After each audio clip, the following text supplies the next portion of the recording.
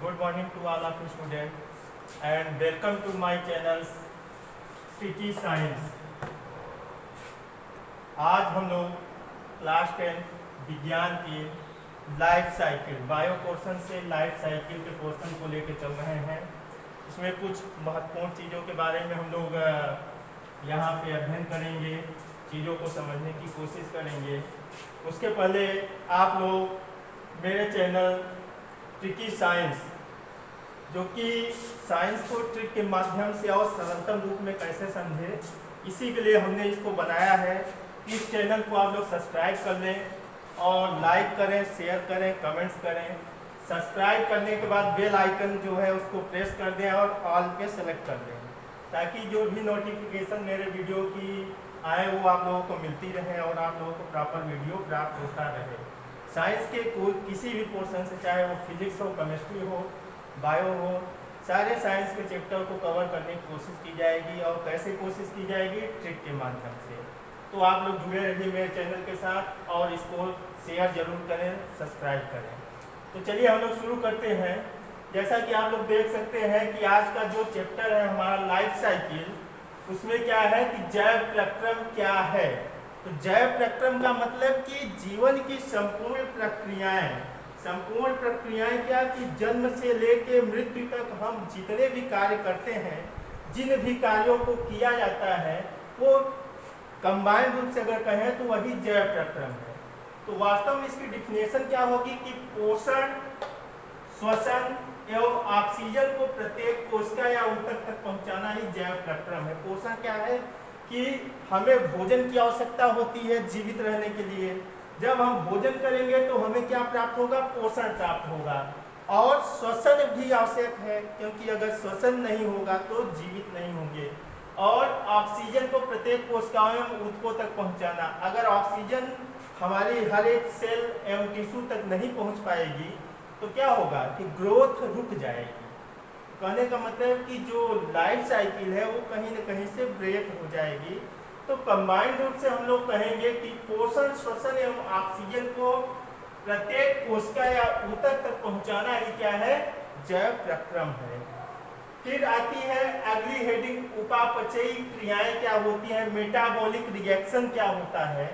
तो उपापचयी क्रियाएं जैसा आप लोगों को पहले से भी पता है कि जो हम भोजन प्राप्त करते हैं, तो हम सिर्फ भोजन नहीं ग्रहण करते, भोजन में कार्बोहाइड्रेट हो गया, वसा हो गया, विटामिन हो गए, खनिज लवण हो गए, ये सारी चीजें हम ग्रहण करते हैं।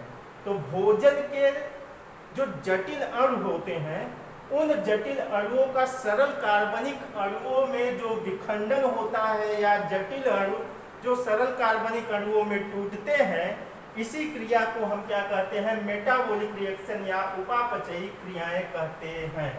ठीक, जैसे पाचन एवं श्वसन। अब पाचन क्या है कि जो हम भोजन कर रहे हैं उस भोजन का पाचन हो रहा है, और भोजन हम जो ग्रहण कर रहे हैं वो किस रूप में? कार्बोहाइड्रेट के रूप में। कार्बोहाइड्रेट का पाचन कहाँ हो रहा है? किसमें?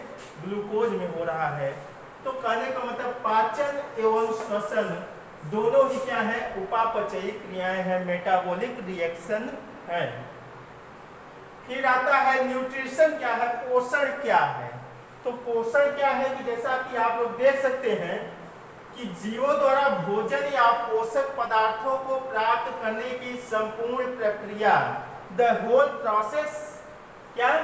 भोजन और पोषक पदार्थ, मतलब संपूर्ण प्रक्रिया जो भोजन और पोषक पदार्थों को प्राप्त करने की होती है, कंबाइंड रूप से या संयुक्त रूप से, उसको हम क्या कहते हैं? न्यूट्रिशन कहते हैं या पोषण कहते हैं। टाइप्स ऑफ पोषण क्या है, पोषण के प्रकार क्या क्या है। तो पोषण नॉर्मली दो टाइप का होता है। न्यूट्रिशन टू टाइप्स का होता है। पहला होता है ऑटोट्रॉपिक और दूसरा होता है हेटेरोट्रॉपिक या स्वपोषण और विषम पोषण। तो न्यूट्रिशन के टाइप्स क्या है? टू टाइप्स हैं। पहला है ऑटोट्रॉपिक और दूसरा है हेटेरोट्रॉपिक, स्वपोषण और विषम पोषण। तो स्वपोषण क्या है, विषम पोषण क्या है, आइए इन सारी चीजों पे हम लोग डिस्कस करें। तो स्वपोषण उस प्रकार, एक विशेष प्रकार का पोषण जो हम स्वयं ग्रहण करते हैं या स्वयं के माध्यम से भोजन बनाते हैं, उसे हम स्वपोषण कहते हैं। और स्वपोषण की प्रक्रिया नॉर्मली किसमें पाई जाती है? प्लांट्स में पाई जाती है। किसके माध्यम से? Due to photosynthesis. फोटोसिंथेसिस के माध्यम से प्रकाश संश्लेषण क्रिया द्वारा पौधे क्या करते हैं? अपना भोजन बनाते हैं, और भोजन बनाते हैं तो उसको हम बोलते हैं स्वपोषण। उसकी एक रिएक्शन होती है, रिएक्शन है 6CO2, रिएक्शन नोट कर दे रहे हैं कि 6CO2 plus 6H2O presence of sunlight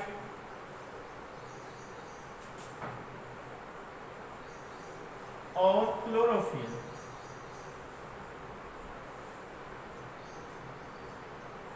presence of sunlight और क्लोरोफिल तो बनाते क्या है? ग्लूकोज बनता है C6H12O6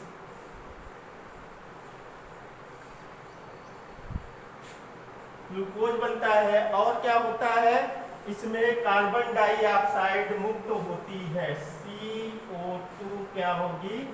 मुक्त हो जाती है। तो प्लांट जो भोजन बनाते हैं वो क्या? इसमें 6 कार्बन अणु, ऑक्सीजन के अणु, हाइड्रोजन अणु संयुक्त रूप से सम्मिलित होकर किसकी उपस्थिति में? सनलाइट की उपस्थिति में किसकी सहायता से? क्लोरोफिल की सहायता से क्या बनाते हैं? ग्लूकोज बनाते हैं और कार्बन डाइऑक्साइड को मुक्त करते हैं।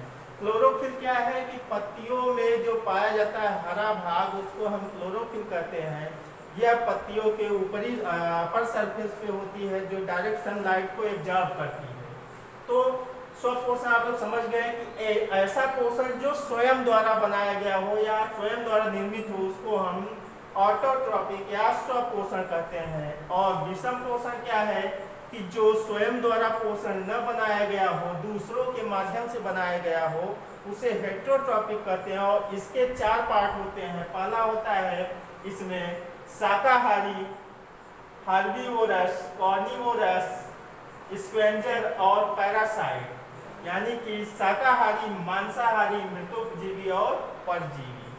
अब हम लोग समझ लेते हैं कि शाकाहारी जीव क्या है। तो शाकाहारी जीव जो इससे ही स्पष्ट है कि शाका मतलब साग सब्जियों का भक्षण करने वाले ऐसे जीव, ऐसे एनिमल्स जो सिर्फ और सिर्फ साग सब्जियों, पेड़ पौधों, हरी घास आदि को खाते हैं, वे किस श्रेणी में आएंगे? हर्बीवोरस की श्रेणी में आएंगे। सेकंड है मांसाहारी।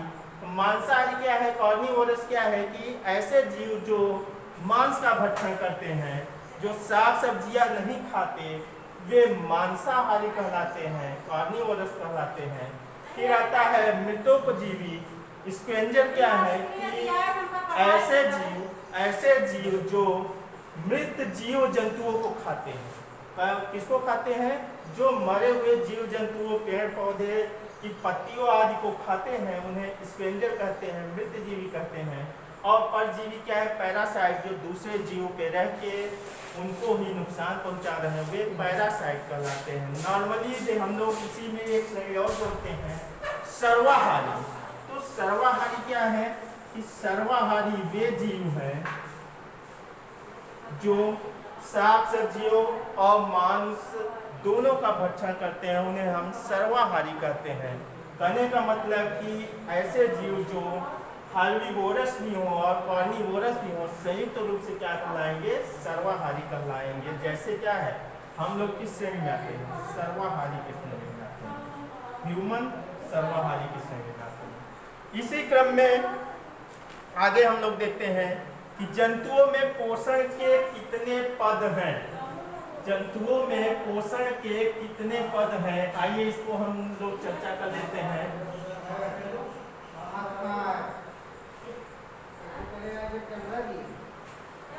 जंतुओं में पोषण के पद।